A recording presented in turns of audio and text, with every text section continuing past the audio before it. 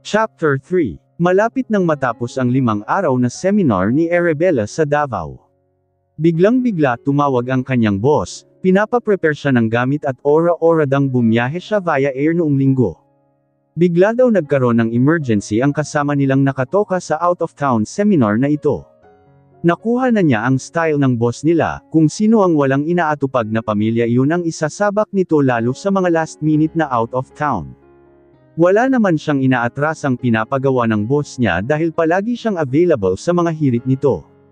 Arabella, ikaw ang walang anak, ikaw na pumunta o di kaya ay, wala ka pa namang family, ikaw na muna pumunta sa 5 buwan na pagtatrabaho niya sa kumpanya, marami-rami na din ang out of town niya, ganun din ang mga taong nakakasalamuhan niya. At hindi rin maiwasan na maraming nagkaka-interest sa kanya.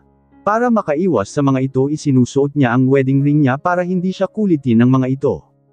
Meron pa din gustong umiskor sa kanya pero siya na ang umiiwas sa mga ito. Hi! Isang lalaki ang lumapit sa dalaga habang nakaupo siya sa lounge ng hotel. Stay-in ang mga kasali sa seminar kung kaya't meron din silang time na lumabas at magpahangin pagkatapos ng session. Hello, sagot niya at isang tipid ng ngiti ang pinalipad niya dito. I'm Mark, can I join you? Yes sure, tamang-tama, paalis na din ako, oops. Not so fast lady, hindi mo pa sinasabi ang pangalan mo. Oh, I'm Ara, nice to meet you.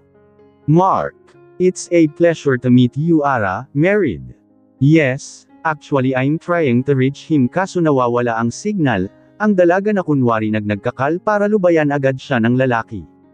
Timing namang tumunog iyon at nag-excuse na siya palayo para sagutin iyon. Arabella, where are you? Si Ginang Alegre ang nasa kabilang linya *, out of town seminar po ako tita, pero pauwi na po ako mamayang hapon. May kailangan po kayo. Sorry kung di na ako nakapalam sa inyo, biglaan po kasi. Oh, no problem iha. Enjoy your vacation, malambing na saad ng nasa kabilang ngunit hindi rin nagtagal ay nagpaalam din ito. She's on vacation somewhere in Visayas. Si Ginang Alegre na may baba ang telepono. Tyron has been asking kung nasaan si Arabella. Nagkibit balikat siya dito observing kung bakit tinatanong niya ito.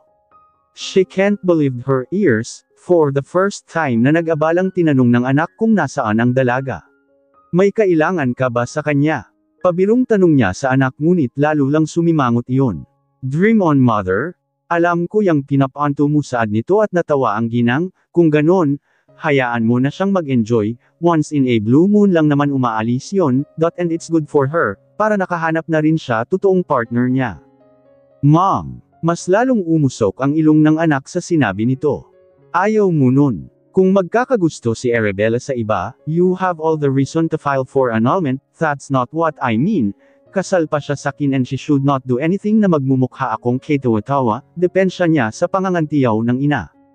Ewan ba niya, naiinis siyang isipin na Arabella is enjoying her vacation with someone or kung sino man ang mga kasama nito. Oh well, you should tell that to yourself, don't you Iho? Tell what mom? Hi Iho, Arabella is a nice girl. Heist. Whatever mom. Pambabalawala niya sa sinasabi ng ina. Binigyan niya ng halik ang ina at tumuloy sa kanyang kwarto. Hindi rin siya madalas sa villa pero sa pagkakataong ito parang gusto niyang magkulong sa kinalakihang kwarto. Maagang pumasok si Arabella sa trabaho, kada rating lang niya kagabi mula out of town ngunit maaga pa rin siyang nagising at naghanda ay dadaan niya yung mga pinamili niyang pasalubong para sa mga bata sa lansangan. Mga 1 linggo din niyang hindi nakikita ang mga ito bakit hinahanap na din siya ng mga ito. Tamang-tama pagbaba pa lang niyan sa taxi nagsitakbuhan na ang mga ito para lumapit sa kanya. Yehey! Andito na si Ate Ara, halos isa-isang sigaw ng mga ito. Kumusta kayo? Nag-behave ba kayong lahat habang wala ako? Opo ate, nag-chores pa ito sa pagsagot, very good. O siya, eto ang pasalubong ko sa inyo. Galing yan sa Davao at masasarap ang mga iyan, woo. Salamat ate, gusto ko ta isa-isang sagot ng mga bata habang excited sa tiglis ang supot na binigay ng dalaga. Umuwi na kayo ha. Huwag na kayo sa kalsada baka mapano pa kayo. Opo ate, salamat baby. At isa-isa nang nagsialis ang mga ito. Nang mawala ang mga ito sa kanyang paningin ay agad din siyang pumara ng taxi papunta sa kanilang opisina. Ay ma'am, Good morning, sa wakas nandito na po kayo ulit, nakangiting bati ng guard nang pumasok siya sa building ng office nila. Kilala siya ng lahat ng nasa building sapagkat lahat ng mga ito ay kaibigan niya. Kagabi lang ako dumating kuya, nagkape ka na? Eto po pasalubong ko sa inyo, galing po yan sa Davao, sabay abot sa plastik ng pasalubong at tuwang-tuwang inabot ito. Naku, thank you ma'am, sabi ko na at may pasalubong ka sa amin you're welcome kuya, nakangiting saad niya sabay palm dito. Natutuwa siya sa mga reactions ng mga ito, ang sarap sa pakiramdam niya na na-appreciate nila ang kanyang ginagawa kahit simple lang. Tuwing umaga kasi binigyan niya ng kape o di kaya ay pangkape ang guard na nakabantay kapag dumadating siya ng umaga. Palagi kasi siyang pumapasok ng maaga at yung mga bantay ng gabi pa ang nadadatnan niyang guard kung umaga at alam niyang wala pa ipolong inilalagay sa tiyan. Hihintayin pa lang nito ang kanyang relyebo para makakain o makapagkape man lang. Pagdating niya sa 5th floor nakita niya ang janitor sa pasilyo. Matanda na rin ito ngunit masipag at napaka-alerto. Good morning kuya, kumusta po kayo? Halos mapatalo ng matanda nang batiin niya ito. Naku Ma'am Ara, magandang umaga din po sa inyo. Medyo natawa ang dalaga nang makitang hawak-hawak nito ang kanyang dibdib, okay lang po kayo? Pasensya po kung nabigla ko po kayo, okay lang ma'am, nabigla lang po talaga ako. Ilang araw din po kasi kayong wala nakatawa ding saad nito. Oo nga kuya, dumating lang ako kahapon, kumain na po kayo. Ay nako ma'am, mamaya patapusin ko muna ang buong 5th floor heist. Dapat kumain kayo bago kayo pumasok sa trabaho, tignan niyo ang lusog-lusog niyo na pabirong saad niya at tumawa ito. Hindi pa kasi nagising si Mrs. kanina kaya hindi pa nakapaghanda, di bale may kapehan naman sa baba, pinagod niyo siguro si Manang kaya hindi nakagising ng maaga, biro niya at sabay silang nagkatawanan. O siya, kumain po muna kayo, napadami ako ng linuto kanina kaya dinalhan ko po kayo. Salamat ma'am, wala ka talagang katulad, pagpalain ka ng may kapal, ang matanda habang inaabot ang lunchbox sa dalaga. Walang anuman kuya, kain na bago pa magsidatingan ang mga tao dito. Opo ma'am, sige doon lang ako saglit, nakangiting palm nito at nagmamadaling umupo sa isang mesa. Nakangiting sinundan ng dalaga ito, ever since kasi malapit na siya sa mga utilities nila sa kumpanya. Bukod sa mga niluluto niyang pagkain, inaabutan din niya ang mga ito ng pangkape o di kaya ay pang merienda. Tinatanong nga ng mga kasamahan niya kung siya ang lihim na may-ari ng kumpanya. Natatawa na lang siya sa mga ito, lalo na nang sabihin ng mga ito na taasan naman ang mga sahod nila. Good morning, woo, you're so beautiful as always Mare, wala ka bang nasilo sa out of town mo? Pagdating niya Joy ay agad nag-ingay ang paligid nang makita siya. Naku Mare, hindi mo ako client, huwag mo akong bolahin, ang aga-aga natatawang saad niya dito. Nagsimula na ring nagdagsaan ang mga kasama nila sa office. May chika akusaw, ham chismis. Halos pabulong ding sagot niya sa kaibigan, hindi, natatandaan mo yung babaeng sumaboy sa iyo ng tubig. Naku, tinanggal daw sa pwesto sa C&M, binawi daw ng A&A ang investment nila sa kanilang kumpanya talaga. Bakit daw? Ayun lang. Hindi sinabi ang dahilan, ang importante nakarma agad ang babaeng yun. Kawawa naman siya ha. Hello, naawa ka pa dun, buti nga sa kanya, ang yabang. Nainsecure sa iyo yun. Bakit naman siya mainsecure, kara-rating ko nga lang, tsaka ang ganda-ganda na no. Abay syempre, noong dumating ka ikaw na ang apple of the eye ng mga tao no, ikaw talaga kung ano-ano sinasabi mo. Wala pa tayong nagagawa, chismis agad natatwang kurot niya sa tagiliran nito. Natigil ang mahinang hajihikan nila nang pumasok ang kanilang boss na parang balisa. Bakit ngayon pa? Saad nito na halos lumusakin ang mukha. Sa pagkakataong iyon mukhang nawawala ang confidence sa mukha ng kanilang boss. Diyos mio, mga big companies ang ating mga client ngayon, kung kailan mga import ang tao ang mga audience ngayon pa mawawala ang presenter natin. Patuloy na nguinggay nito habang walang imak na nakikinig lang ang mga kasama niya. Ayon dito bigla daw BM si Mariette at hindi niya kayang pumasok para mag-present, kailangan may magpre-present, on the way na ang mga participants di na natin pwedeng i-cancel pa ito. Pag-iinitan tayong lahat ng CEO, biglang saad nito at kanya-kanyang baba ng ulo ang lahat na kunwari may ginagawa. Arabella, ma'am, Halos mahulog ang dalaga sa kinaupuan nang tawagin ang kanyang pangalan. Welcome back. Thank you ma'am, saad niya habang palihim na pinakawala ng tinitimping paghinga. Sandali, di ba ikaw ang kasama ni Mariette na nag-prepare sa project na ito? Ikaw din ang unang nag-present sa Cebu nung nakaraang buwan. Yes ma'am, atubili niyang sagot. Good. Prepare yourself, may 1 oras ka pa para i-review ang presentation. Pinal na sabi nito na hindi na siya binigyan ng pagkakataon para magsalita. Narinig na lang niya ang sarilin sumagot ng, yes ma'am. Heist. Kinabahan ako doon, siko ni Joy sa dalaga. Good choice si boss, ikaw talaga ang bagay doon. Bukod sa kabisado mo, may entertain pa ang mga participants. Ano ako clown? Nakatawang saad niya sa kaibigan habang binubuksan ang PowerPoint. Gaga, ibig kong sabihin may entertain ang mga iyon dahil ang ganda-ganda ng presenter at walang kasinggaling? Naku, tigilan mo ako Joy ha. Baka sabihin ko kay ma'am may LBM ako at ikaw ang mag-present. Saan niya dito at pakiaming tinalikuran siya at kuna-worry may ginagawa. Naipilang na lang siya sa kakwelahan ng kaibigan. Good luck girl. Kunin mo silang lahat please, isa-isang saad ng mga kasama niya nang dumating. Tumayo na siya para pumunta sa conference room. Tinawanan na lang niya ang mga ito at dali-daling lumabas tinungo ang elevator papunta sa 10th floor kung saan naruroon ang conference room. Pagbukas ng elevator sa 10th floor ay agad conference room ang bubungad kaya nakita niyang may mga participants nang dumating. Binilisan niya ang kilos at magalang na bumati sa mga tao roon bago tinungo ang kinaroroonan ng boss niya na busy sa paghahanda para sa presentation. Ready, saad nito nang makalapit siya at tinanguan niya ito. Kailan pa ba siya hindi ready sa mga hirit nito sa kanya? Siya yata ang favorite na subordinate ng boss niya, parang siya lang nakikita nito lalo na sa mga ganitong pagkakataon. Mabilis na lumabas sa elevator si Tyron, pagbukas kasi ng elevator parang nakita niya ang likuran ni Arabella. Pumasok yun sa itinurong conference room. Naka-corporate attire ito, nakapalda ng lagpas tuhod na terno ng suot na blazer. Pakiwori niya ay corporate attire ng mga empleyado ng kumpanyang kinaroroonan niya ngayon. Pero bigla din siyang nag-take back, paanong naroon ang dalaga kung hindi naman nagtatrabaho at kasalaukayang nasa Davao. Lihim niyang pinagtawanan ng sarili, ganun na ba ka-occupied ang utak niya tungkol sa asawa at kung saan-saan ay nakikita niya ito. Hey bro, what's up? Si Alex Endar nang makarating sa kinatatayuan niya. Isa rin itong CEO sa isang tanyag na kumpanya at kaibigan din niya. Nothing, akala ko kilala ko yung pumasok hindi pala, saad niya dito at natawa ito sa inasal niya.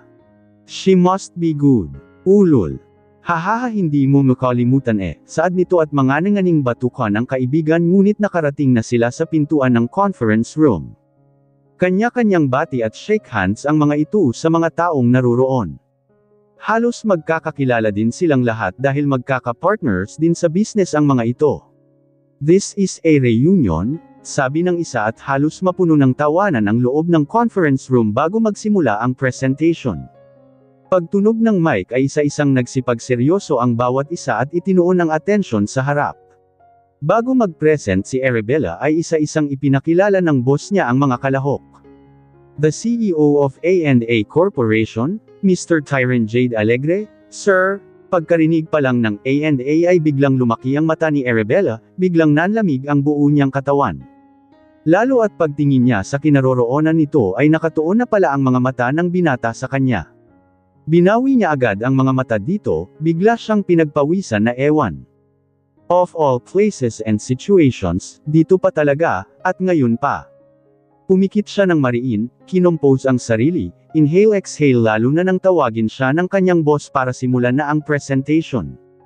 Kailangan niyang kumalma at mag-focus, kunwari hindi ito kasali sa room at isipin niyang client nilang lahat ang mga naroon.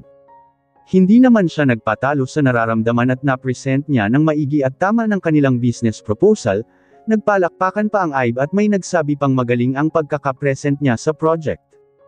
Pagkatapos ng part niya ay agad-agad siyang umalis sa conference room, nagpaalam siya sa boss niya at ang CEO at tumanggaw naman ang mga ito.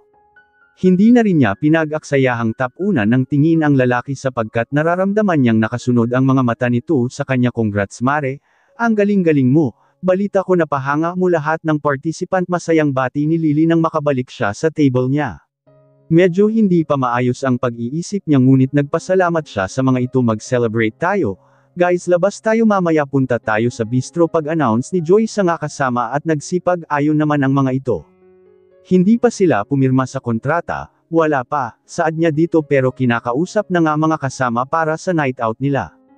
Ano ka ba, sagliting naman, kakain lang, konting inom-inom ganon, kanta-kanta, hindi ako pwede dyan. Lahat na yumo na, di ba mga kasama si Lily at isa-isang sumagot ng oo ang lahat. Ako na bahala sa kakainin mo, ililibre na kita, nakangising saad nito sa kanya at wala na siyang nagawa. Past 10 na nang makarating sa harap ng bahay si Arabella.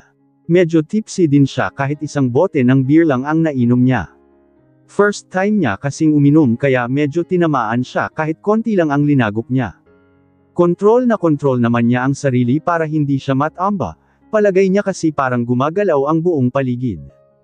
Napansin din niya na nakabukas ang ilaw sa sala, napaisip tuloy siya kung nakalimutan niya kaninang umaga na AF ito. Pagpihit niya ng pintuan ay agad bumukas iyon, bigla siyang kinabahan, di yata ay may nakapasok sa bahay niya o di kaya ay napagnakawan na siya. Biglang nawala ang pagkahilo niya, agad-agad siyang pumasok para ikek ang kabahayan ngunit muntik siyang atakehin nang makita si Tyron na nakatayo sa gilid ng sofa at nakapamulsa. Jesus, anong ginagawa mo dyan? Tinakot mo akav, wala sariling bulalas niya dito. Nanghina din kasi ang buong katawan niya sa sobrang pagkabigla. All along kasi ay wala siyang kasama sa bahay at wala sa utak niya madadatnan niya ito. Should I be thankful that you're home? Sarkastikong pahayag nito habang naniningkit ang mata. Parang nagpipigil na maglabas ng matinding galit. Hindi ko alam na nandito ka, patay, mali siyang saad sabay, upo sa sofa, nangangatog ang kanyang paa. Hindi niya alam kung dahil sa alak na ininom niya or sa presensya ng lalaki. Buti na lang pala nakainom siya ng konti, naramdaman niya sa sarili na matapang niya itong sinagot na wala man lang halo ng pagkatakot, at kung alam mo na nandito ako, umuwi ka pala maaga. Halos nanlilisik na ang mata nito ngunit wala sa sariling ngumiti ang dalaga. Malamang, ipagluluto pa kita ng mas harap, ewan ba niya kung saan niya hinagilap sa sarili ang magbiro habang tinatanggal ang heels. Are you drunk? Konti lang nakangiting sagot niya na ipinakita pa ang darili para sa sinabi niyang konti. Damn you, woman. Marami kang ipapaliwanag sakin, galit na galit si Tyro at sinaklit na sa kamay ang dalaga. Nabigla ng todo ang dalaga sapagkat napakahigpit ang hawak nito sa braso niya na animoy mapupunit ang kanyang kalamnan. Napalunok pa siya ng paulit-ulit dahil sa sobrang sakit ng pagkakawahak niyo. Nasasaktan ako, mahinang saad niya habang tiis na tiis ang sakit. Agad naman siya nitong binitawan lalo na nang makita ang nangyayari sa braso ng dalaga. Nang itim agad sa parteng iyon nang bitiwan siya, agad na lumabas ang luha niya nang makita iyon. Bakit di ka pa kumuha ng kutsilyo at saksakin mo na lang ako dito? Mahina niyang paayang ngunit masamang-masama ang loob niya. Nararamdaman pa niya kasi na parang napupunit ang balat niya. Agad namang minura ng lalaki ang kanyang sarili nang makita ang nangingitim na braso ng dalaga. Is this what you want? Bagkus ay galit na bulalas niya. Wala akong ginagawang masamal, sinong niloko mo, ha? I saw you in that company without telling me, para akong tanggal and now you're late for going home and drunk. Masama bang magtrabaho? Yes. Lalo kung ginagamit mo ang impluwensya ng family ko for that job. I didn't do that. And hindi ko yun gagawin. Good. Dahil kung hindi, pipilipitin ko yung leeg mo. Bakit di mo na lang ako patayin? Don't force me to do that. Bakit kulang ba ang binibigay ng family ko na allowance mo, ha? Tandang padamdam panipik. You're rude. Wala naman akong ginagawa dito, na bored ako. Oh, you're bored. Tandang padamdam. O baka hinahanap-hanap mo ang ganito, ang binata, at parang wala sa sariling pinaghahalik ang dalaga. No, bitiwan mo ako. Pagpupumiglas niya ngunit mas malakas pa rin ito. Halos magdugo ang labi niya sa pagkakahalik ng binata. Yes. Ibibigay ko ang gusto mo. Tyrone, please. Don't worry darling, I'll make sure that you will enjoy it. Saad nito at kahit na anong pagpupumiglas na ginawa niya ay hindi yumapekto sa binata. Napapasinghap na lang siya sa mga ginagawa nito kaya't hindi naglaon ay nagpatiayo na din ang kanyang katawan at diwa sa kakaibang sensasyong ginagawa nito sa kanya. Hindi na rin niya namalayan kung paano sila nakarating sa kanyang silid at sabay na binagsak ang sarili pagkatapos ng marubdob na sandali. Pagkatapos ng ilang minuto ay dali-daling bumangon ang dalaga at pumasok sa banyo agad itinutok sa shower ang katawan at napapaluhapang po nagkukuskos ng sabon ang buong katawan. Hindi niya alam kung gaano siya katagal sa ilalim ng shower, muntik na lang siyang mapatalo nang nasa tabi na niya si Tyron. Itinakip niya bigla ang mga kamay sa hubad na katawan. Ano ka ba, bakit andito ka, mabilis na sanggal niya dito. Akala ko kasi nalunod ka na sa tagal mo nakakalokong saad nito na parang nagpipiesta sa nakikitang aksyon niya. Huwag mo nang takpan yan, I touch and kiss every inch of that already ang binata kasabay ng palahaw na tawa. Bigla tuloy siyang nakaramdam ng erect ayon habang inaalala ang katatapos lang na pag-iisa ng kanilang katawan. Bastos! Lumabas ka nga, inis na sabi ng dalaga na halos pulang-pula ang mukha sa kahihiyan. Why don't we do it here, darling? Pinapungay pa nito ang mga mata ngunit bigla itong napatawa ng malakas sa ginawi niyang pag-atres. Huwag mo akong lalapitin. Pagbabante niya habang papa-atres sa ilalim ng shower not thinking na mako-corner siya nito dahil dama na niya ang wall ng bathroom. Ano ba, saad pa niya na di alam ang gagawin habang parang bingi ito na sige sa paglapit. Agad din siya nitong sinaklit sa bewang at pinaglapit ang kanilang katawan. Para magnet na nagdikit ang katawan nila at palagay ng dalaga masusunog siya sa init kahit nakaon ang shower. You ignite a fire within me. How can I resist? Ang binata habang nakaglo ang mga mata nito sa kanya. Napalunok ang dalaga lalo na nang maramdaman nito ang nakatayong sandata sa kanyang harap parang nahipnotismo ang buong katawan niya at wala sa sariling nagpatianod sa mga haplos nito sa kanya. Tinutugon na rin niya ang mga halik nito sa labi niya at napapaungol siya nang halikan siya nito pababa. It's the best sensation she had felt and wala siyang kakayahang kontrolin ang sarili sa pagkakataong iyon. Having S**x under the shower is best. Nagkangitian pa sila pareho nang magtama ang mga mata nila pagkatapos ng mainit nilang eksena habang naliligo. Ang dalaga ang unang umalis sa tapat ng shower, agad din itong kinuha ang towel at saka lumabas.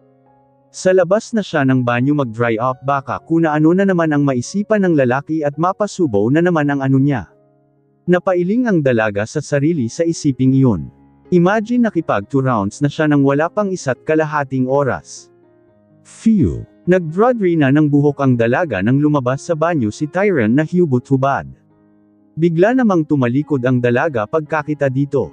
Your fault, wala akong mahagilap na towel sa banyo mo natatawang saad ng binata sa nakitang reaksyon nito. Agad tumayo ang dalaga at nakatalikod pa rin ito habang tinungo ang cabinet at kumuha ng towel para dito. 3 beses mo nang inangkin ang katawang ito, nahihiya ka pa. Politalk pa nitong saad habang inaabot niya ang tuwalya dito. Lalo namang nahiya ang dalaga at sobrang pinamulahan siya ng mukha.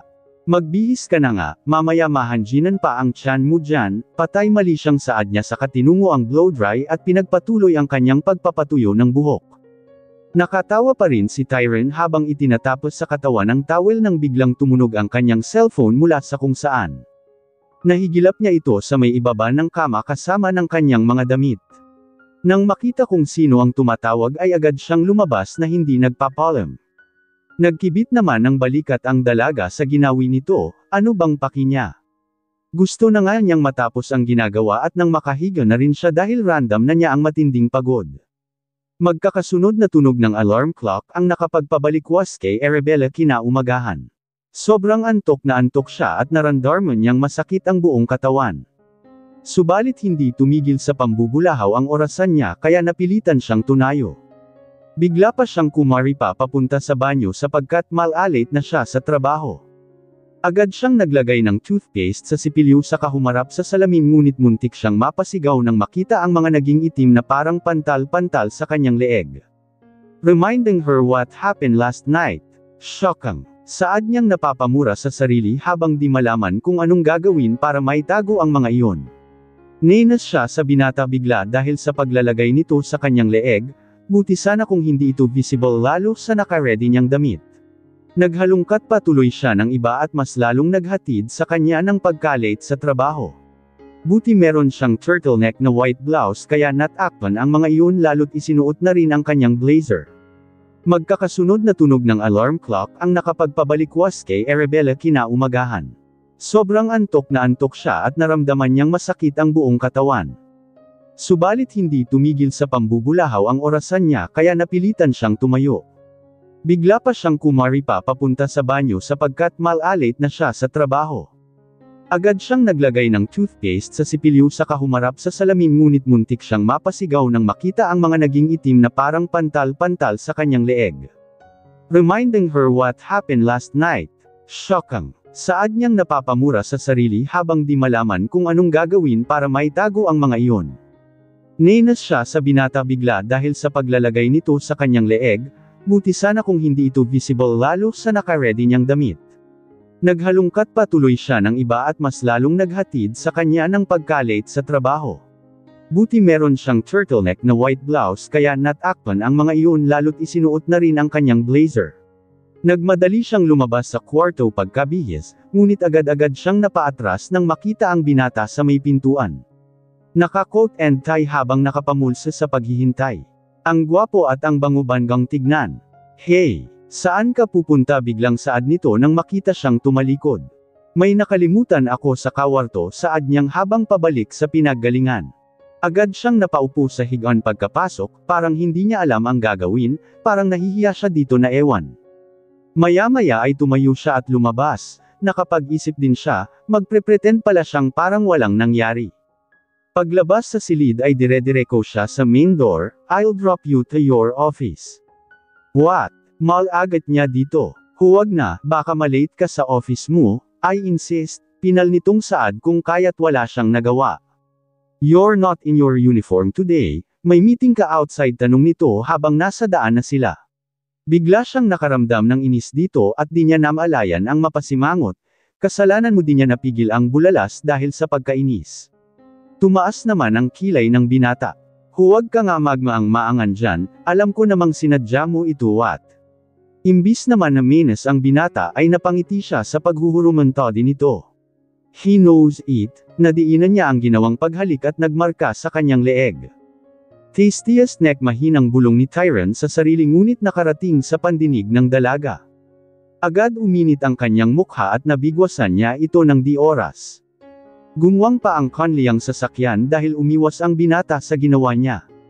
Ouch! I'm driving hindi ka nakakatuwa, itabi mo na dyan sa may kanto, bababa na ako nakasimangot niyang pahayag, kain muna tayo, di pa tayo nag-breakfast, ikaw na lang, daan ako dyan sa Jollibee, I insist. Mr. Alegre, yes, Mrs. Alegre. Nakangising saad nito sa kanyang ngunit lalaridge nagseryoso ang kanyang mukha hindi ako nagbibiro, me too. Bababa nga ako dyan. Matigas na saad niya dito kaya inihinto din ito sa tabi ang sasakyan. Agad niyang kinapa ang doorknob pero hindi niya mabuksan. Give me 2 reasons kung bakit hindi ka sasama sakin para mag-breakfast at ihatid sa office niyo seryosong pahayag nito nang humarap sa kanya. Medyo naasiwa pa ang dalaga sapagkat ang masungit na Tyron na naman ang nasa harapan niya. Wala, gusto ko lang dito bumaba at maglakad saad niya ngunit nag-aarok ang mata nito na animo hindi kumbinsido sa reason niya. Alright, baka may makakita sa atin at pagkamalan kanilang jowa ko o di kaya sabihin nila may mayaman akong suitor at kung ano-ano pa. Napataas ang kilay nito sa sinabi niya. Pangalawa, let us be civil to each other, we both know what will happen after 3 years. We should not invest any emotional connection and eating together is not a good idea. How about having bedtime with each other, no 3 times? Init lang naman ang katawan yun, after that we can pretend na walang nangyaring ganun between us. Woo, what a nice view, coming from you ha. Huwag na tayong magplastikan, alam ko naman kung gaano ka kagalit sakin and I am so sorry for that. Don't worry, hindi ako magiging problema sa iyo until we get annulled. Sure, thank you, ang dalaga na medyo relieved, kahit paano gamaan ang loob niya dahil nakausap niya ito at nasabi niya ang kanyang gusto. Take care saad niya bago binuksan ang sasakyan at bumaba dito. Pagkababa ng dalaga ay agad pinaharurot ni Tyron ang kanyang sasakyan na akala mo makikipagkarera. Hindi niya alam kung sa dalaga siya nagagalit or sa kanyang sarili, ngunit ramdam niyang mabigat ang kanyang loob. Pagpasok niya sa opisina ay nagkulong siya sa opisina, kahit gustuhin man niyang mag-concentrate sa ginagawa ay naroon pa rin sa utak niya ang mga binitiwang kataga ng dalaga. Init lang ng katawan. She can't be serious. Mariing saad niya sa sarili, alam naman niya na kapag nagdikit ang kanilang katawan may mga sariling pag-iisip ang mga ito and sure naman siyang nag-enjoy ang dalaga dito. Liar. Inis na saad niya at naging sanhi iyon ng hindi magandang mood niya maghapon. Kung hindi siya nakabulyaw sa mga tao sa paligid niya ay napakasungit naman niya sa mga ito.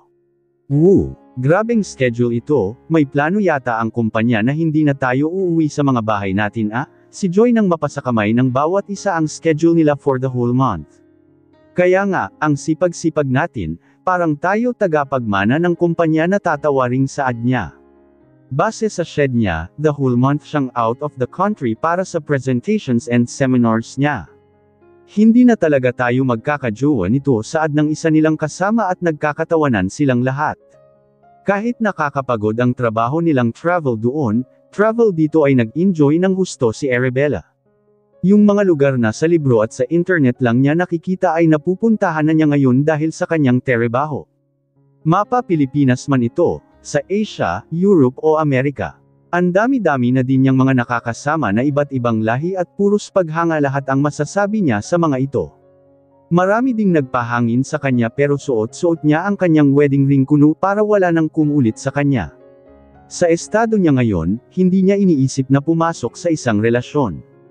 Kahit paano nakatatak din sa isipan niya na kasal pa rin siya kahit mapapawalang bisa din ito sa mga susunod na taon. Kumusta na nga din pala ang kanyang asa-asawa? Heist. Hindi na ito nawawala sa kanyang isip, ganito din pala kapag mayroong physical contact na nangyari sa dalawang tao, hindi mawala-wala sa isip buti na lang bossing busy siya sa trabaho dahil kung hindi parang mababaliw siya sa kakaisip.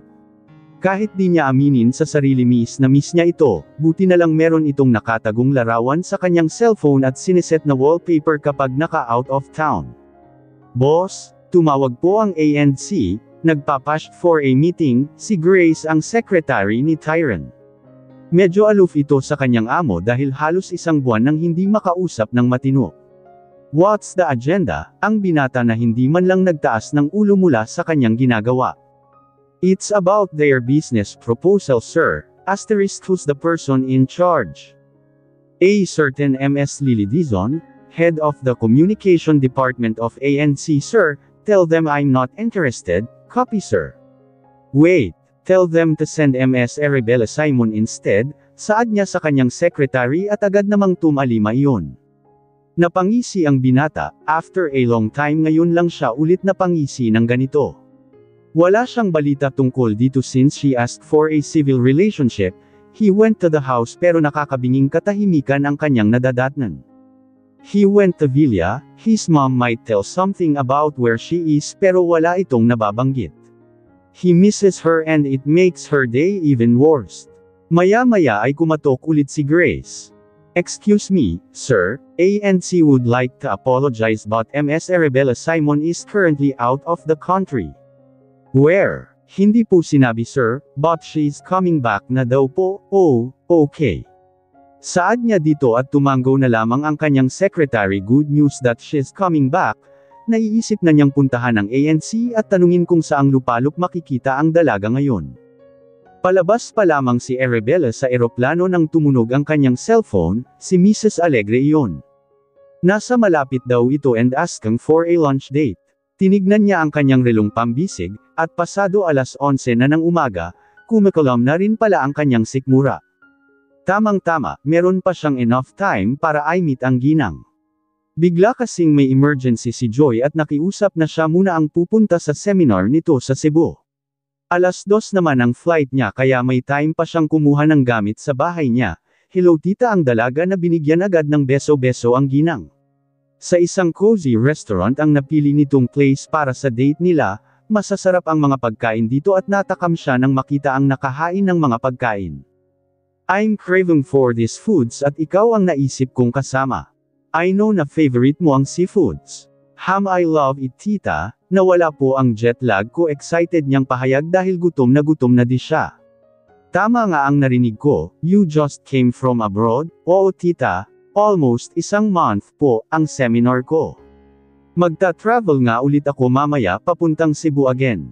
Hindi ka ba napapagod dyan iha? Nako hindi po tita, nag-e-enjoy po ako, masayang pahayag niya habang binubuksan ang isang alimango. I can see it. Pagbalik mo magbonding tayo sa spa. Oh, I love that too tita, mas lalong nasiyahan ang di hilaga sa tinura nito.